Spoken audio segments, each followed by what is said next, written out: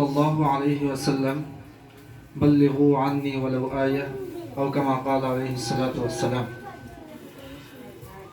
মহান রব্বুল আলামিনের লাখ কোটি শুকর যে রব্বুল ইজ্জত আমাদের এই আসহাবে সুফা আমাদেরকে একত্রিত করেছেন এবং দ্বীনি ইলম অর্জন করার জন্য আমাদেরকে মনোনীত করেছেন।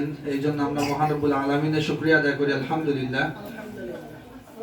আল্লাহ সুবহানাহু ওয়া তাআলা যেন আমাদেরকে এই দ্বীনি বাগানে দ্বীনের সাথে সম্পৃক্ত রাখেন, দিন দিন আমাদের জ্ঞান বৃদ্ধি করে দেন।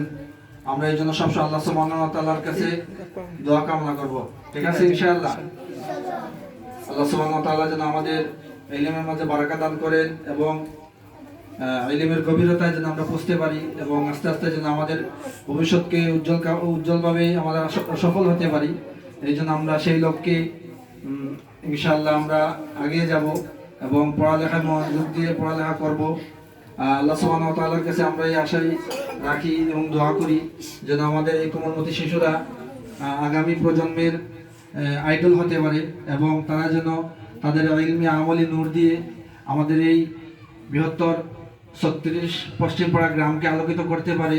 যেভাবে লাইটের আলো কোনো একদিকে যায় না, সবাইকে আলোকিত করে, ঠিক এভাবে আমাদের কোমলমতি শিশুরাও যেন আমাদের এই গ্রামকে নূরে নূরান্বিত করতে পারে। তাদের ইলমি এবং আমলি তাদের সুন্দর জীবন দ্বারা মানুষের জীবনগুলোকেও এখানের বৃহত্তর এই 36 গ্রামের গ্রাম পাড়াগুলোকেও যেন আলোকিত করতে পারে। মহান রব্বুল ইজ্জতের কাছে এই দোয়া কামনা করি। আর তোমাদের কাছে আমার আবেদন থাকবে, মন দিয়ে লেখাপড়া করবে ইনশাআল্লাহ, ঠিক আছে? মন দিয়ে লেখাপড়া করতে হবে এবং আল্লাহ সুবহানাহু ওয়া তাআলার কাছে সব সময় ইলমের জন্য দোয়া করতে হবে। রব্বি জিদনি ইলমা। কোন দোয়া পড়তে হবে? রব্বি জিদনি ইলমা। সুবহানাহু ওয়া তাআলা আমাদের কোরআন এবং হাদিসের সঠিক জ্ঞান আমাদেরকে দান করবেন।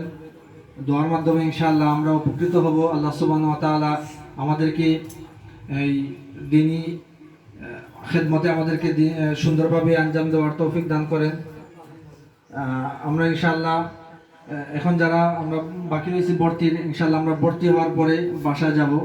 আর যাদের শেষ হয়ে গেছে তারা বন্ধ কখন দেওয়া হবে এটা পরবর্তীতে জানানো হবে ইনশাআল্লাহ। তো আজকে যারা আমরা এখনো ভর্তি হয়ে নেই, ফর্ম নেই নাই, আমরা পাসপোর্ট সাইজ ছবি এবং এই জন্ম নিবন্ধন ফটোকপি দিয়ে আমরা ভর্তি হব ইনশাআল্লাহ। এই বলে আমি আমার সংক্ষিপ্ত বক্তব্য এখানে শেষ করছি। আম্মা বাদ ওয়া আখির দাওয়ানা আলহামদুলিল্লাহি রাব্বিল আলামিন। আসসালামু আলাইকুম ওয়া রাহমাতুল্লাহি ওয়া বারাকাতুহু। ওয়া আলাইকুম আসসালাম। ওয়া আলাইকুম রাহমাতুল্লাহ। আলহামদুলিল্লাহ, যারা পরীক্ষা দিছো আলহামদুলিল্লাহ খুব ভালো লাগছে আলহামদুলিল্লাহ। অনেকে 1, 2 এবং অনেকে বিশেষ পুরস্কার পাইছো, ঠিক কি না? হ্যাঁ, তো যারা পুরস্কৃত হইছ না তারা কি বেজার নেই? হ্যাঁ, বেজার নেই? কোথায় বেজার নেই? সবে কও যারা পুরস্কৃত হইছ না তারা বেজার নেই? বেজার হওয়ার কোনো কারণ নাই, কারণ তোমাদের পুরস্কৃত করা হইব ইনশাআল্লাহ।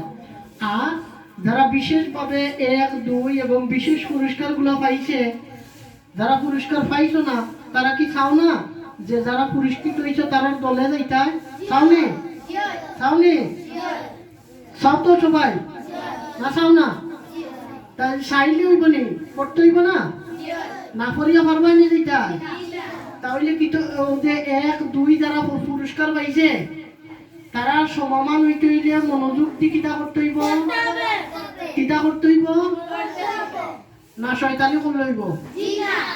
আইলাই তোমার জনাবরে কত সময় ফাঁকি দিলে আইলাই